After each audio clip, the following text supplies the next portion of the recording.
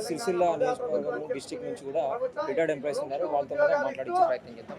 Sir ఏంటి మీది ఏ department సంబంధించి ఎంతమంది ఉన్నారు, ఎన్ని డిమాండ్ ఏంటి?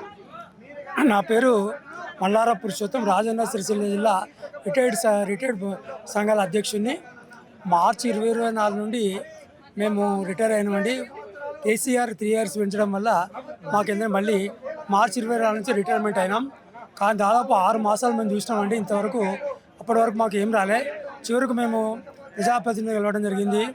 తర్వాత అనేక మందిని మన ప్రభుత్వ అధికారులను కలిసినాం. బస్సు అన్నారు.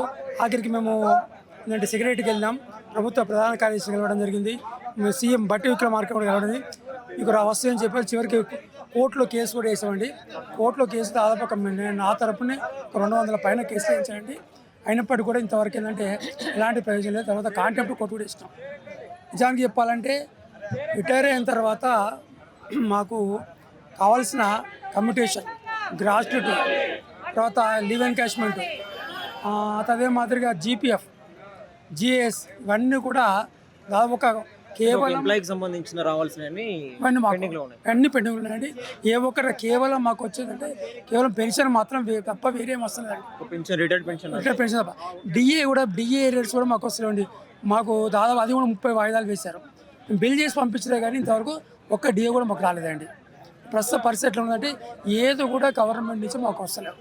ఇట్లా చాలామంది ఒక ఆడపిల్లల పెళ్ళి పెట్టుకొని ఏంటంటే డబ్బులు వస్తాయని ఆశతో ఉన్నారు. కానీ ఏంటంటే మధ్యలో పెళ్ళిళ్ళు ఆగిపోయినాయండి. ఈ యొక్క డబ్బులు రాక అదే మాదిరి ఇల్లు కట్టుకున్నారు. తర్వాత ఈఎంఐ చెల్లించలేని పరిస్థితిలో ఉన్నారు. తర్వాత అనారోగ్య పరిస్థితిలో ఉన్నారు. కూడా మాకు ఏంటంటే ఫోన్లు చేస్తున్నారు, సార్ ఎప్పుడు వస్తాయి పైసలు అంటే మనం చెప్పలేని పరిస్థితిలో ఉంది. కాబట్టి ఇవన్నీ కూడా మేము దాచుకున్న పైసలు ప్రభుత్వం ఏంటంటే వెంటనే పెట్టుకొని వివిధ వ్యాధులతోని, కానీ ఎవరికి కూడా ఏం డబ్బులు రాలేదు. చివరికి దీంట్లో మనకి అంటే గ్రేడ్ 1 ఇట్లా ఉంటాయి కదా ఎంప్లాయీస్ సంబంధించి, అట్లా ఎంతమంది ఉన్నారు? దాదాపు సార్ ఇప్పుడు డిసెంబర్ వరకు నిజాన్ని 20,500 మంది రిటైర్ అయ్యారండి. అది ప్రభుత్వ లెక్కల ప్రకారం ఆల్ డిపార్ట్మెంట్స్ అండి. ఆల్ డిపార్ట్మెంట్ 20,500 రిటైర్ అయ్యారు. దాదాపు మనకు ఒక 15,000 కోట్లు వస్తే 10,000 కోట్లు చెల్లిస్తే మనకు మొత్తం అందరికీ వస్తాయండి. అయితే ముఖ్యమంత్రి గారు ఏమంటారంటే మేమేం ఆపాలి, కొంచెం ఏదో ఒక సంక్షేమ పథకం ఆపినా మేము సంక్షేమ పథకాలు ఏదంటే ఇవ్వండి, కానీ ప్రజల్లో మేము కూడా భాగస్వామ్యం. కాబట్టి మాకు కూడా ఏంటంటే డబ్బులు చెల్లించాలి. కాబట్టి దాదాపు 1,500 కోట్లు చెల్లిస్తే అందరికీ మొత్తం ఫ్రీ అయిపోతారండి. ప్రభుత్వం వెంటనే ఈ డబ్బులు చెల్లించాలని మేము కోరుకుంటున్నాం. లేకుంటే ఇప్పుడు మా యొక్క ఎమ్మెల్యే గారు మన వెంకటరమణారెడ్డి గారు మాకు హామీ ఇచ్చాడు. మార్చి 2 నుంచి ఏంటంటే నిరాహార దీక్ష కోరుకుంటా అన్నాడు. ఈ లోపల రాకుంటేది అది చెప్పడం జరిగింది. మీరు చెప్పాలంటే అయితే ఇప్పటికీ ఎంతో కొంత అప్పుల్లో ఉన్నా కూడా నెట్టుకుంటూ వస్తాము, అన్ని చెల్లించుకుంటూ వస్తా ఉన్నాం అని చెప్పేసి పదే ముఖ్యమంత్రి గారు చెప్తా ఉన్నారు. మీరేం చెప్తారు? అప్పుల్లో ఉన్న వాళ్ళైతే మీరు ప్రభుత్వంలోకి వచ్చిన నాటి నుంచి ఇవాళ వరకు ఎవరెవరికి ఎంత పేమెంట్ చేసిండ్రో శ్వేతపత్రం ప్రకటించండి. నిజంగా కాంట్రాక్టర్లకు ఎంత ఇచ్చిండ్రో, రిటైర్ ఉద్యోగులకు ఎంత ఇచ్చిండ్రో తెలియపరిస్తే అప్పుడు తెలుస్తుంది ఎవరికి ఎంత ఇచ్చిండ్రు. నిజంగా ఇబ్బందిలో ఉంటే లక్షల కోట్లు ఎందుకు పోతున్నాయి, ఎక్కడికి పోతున్నాయి? ఈనాడు తెస్తున్నటువంటి అప్పులు ఏడకపోయినాయి. మరి మేము 30 నుంచి 35, 40 సంవత్సరాలు పనిచేసే కాలంలో గ్రూప్ ఇన్సూరెన్స్ అని ఉంటుంది. అందులో ఒక ఉద్యోగిగా 20 రూపాయల నుంచి 120 రూపాయల్లో స్లాబులు చెల్లిస్తాం. ఆ గ్రూప్ ఇన్సూరెన్స్ డబ్బులు మేము 35 నుంచి 40 సంవత్సరాలు సర్వీస్ చేస్తే మేము దిగిపోయినాడు, రిటైర్ అయినాడు, మాకు వచ్చేది 26,000 నుంచి 36,000 మాత్రమే. అంటే ఈ ప్రభుత్వాన్ని నేను అడుగుతా ఉన్నా, మీరు అడిగినట్లు డబ్బులు కనుక లేకపోతే 26,000 నుంచి 36,000 ఒక ఉద్యోగికి ఇచ్చే స్థితిలో ఈ ప్రభుత్వం లేదా అని నేను అడుగుతా ఉన్నా. ప్రజాప్రభుత్వం అని చెప్పుతున్నటువంటి ప్రజాప్రభుత్వం మరి ఈ సంక్షేమం అని చెప్తా ఉంది. బడుగు బలహీన వర్గాలకు సంక్షేమానికి మేము వ్యతిరేకం కాదు, కానీ మాకు రావాల్సినటువంటి దాంట్లో వాళ్ళు ఎట్లా ఓటర్లో మేము కూడా ఓటర్లమే కదా, ఈ తెలంగాణ ప్రజలమే కదా.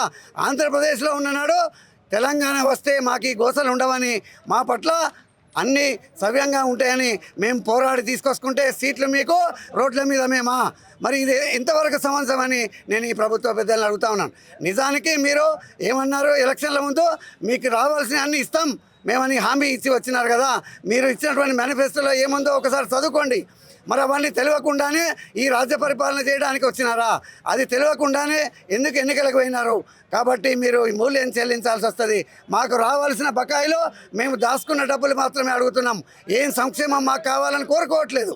మాకు ఇవ్వవలసినవి మేము 35 సంవత్సరాలు పనిచేస్తే నా బిడ్డ పెళ్ళి కనుక ఉపయోగపడతాయని, నా కొడుకు పెళ్ళికి ఉపయోగపడతాయని, నా పిల్లల చదువుకు ఉపయోగపడతాయని, నేను నా భార్య కోరికను తీర్చడానికి ఒక ఇల్లు నిర్మిస్తానని ఒక ఆలోచనతో నెల నెల జీపీఎఫ్లో కానీ టీఎస్జిఎల్ఐలో కానీ గ్రూప్ ఇన్సూరెన్స్లో కానీ దాపెట్టుకుంటాం. మేము ఆ దాపెట్టుకున్న పైసలు మాకు ఇవ్వమని అడుగుతున్నాం తప్ప నిన్ను సంక్షేమం అడగట్లేదు, గొంతమ్మ కోరికలు కోరట్లేదు.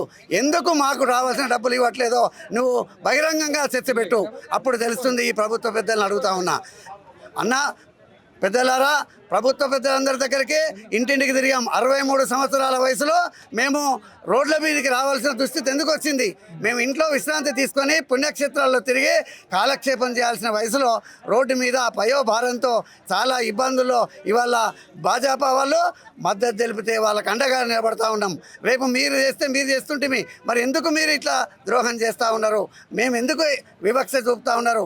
మీరు ఇవ్వాల్సిన 18,500 కోట్లు ఎవరి మంత్ ఆదాయం ఉండదని మీరే చెప్తా ఉన్నారు. అందులో మాకు ఒక నెలకు 2,000 కోట్లు ఇచ్చినా కూడా మేము ఒక 4 మాసాలలో పూర్తి అవుతాయి. 8,000 కోట్లు ఇస్తే ఒక్క వ్యక్తికి కూడా బకాయి ఉండదు. మరి అంటే మీరు కావాలని ఇస్తలేరా, లేక ఇస్తున్నారో మీరు ఆలోచించాల్సిందిగా మీ ద్వారా ప్రభుత్వాన్ని విజ్ఞప్తి చేస్తూ ఉన్నాను. Retired employees all association state convener కూడా మనతో పాటు ఉన్నారు. ఒకసారి అడిగి తెలుసుకుందాము. ఏం చెప్పారనంటే ముఖ్యమంత్రి గారేమో ఇక్కడైతే లేరు ప్రజెంట్, మీరేమో ధర్నా చేస్తూ ఉన్నారు. సో అంటే అంతకుముందు కూడా ఎన్నో కోర్టులకు వెళ్ళారు, చర్చలు నడుస్తూ ఉన్నాయి. కానీ ఇంత అప్పులో ఉన్నా కూడా రాష్ట్రాన్ని నడుపుకుంటూ వస్తామని ముఖ్యమంత్రి గారు వస్తూ ఉన్నారు. మీరేం చెప్తారు? గౌరవ రాష్ట్ర ముఖ్యమంత్రి గారు ఈ రాష్ట్రం అప్పుల్లో ఉంది, నేను అప్పు నాకు ఎవరు పుడతలేదు, మీరు పెద్ద మనసు తీసుకొని ఓపిక పట్టాలని చెప్పడం జరుగుతుంది. కానీ మేము ఒక 35-40 సంవత్సరాలు ప్రభుత్వ ఉద్యోగంలో పనిచేసి ఒక ఆశలతో రిటైర్మెంట్ అయితే మాకు 50 లక్షల వరకు వస్తుంది, 50 లక్షలతో ఒక ఇల్లు కట్టుకుందాము, లేకపోతే బిడ్డ పెళ్లి చేద్దాము, కొడుకు చదువు చెప్పిద్దాము అని ఆలోచన కొద్ది మేము ఉన్నటువంటి తరుణంలో ఇది ఏకాయిక మా రిటైర్మెంట్ కాగానే మాకు పెన్షన్ తప్ప డబ్బులు ఇవ్వడం లేదు.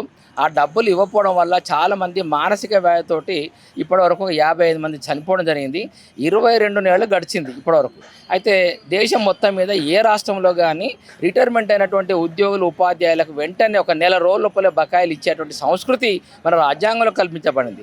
అందులోనూ ఇవన్నీ మేము దాచుకున్న డబ్బులే. మేము దాచుకున్న డబ్బుల్ని ప్రభుత్వం ఇతరత్రా ఖర్చు పెట్టి మాకు ఇవ్వకుండా కాలయాపన చేయడం వల్ల అందరూ మనోవేదనకు గురి అవుతున్నట్టు.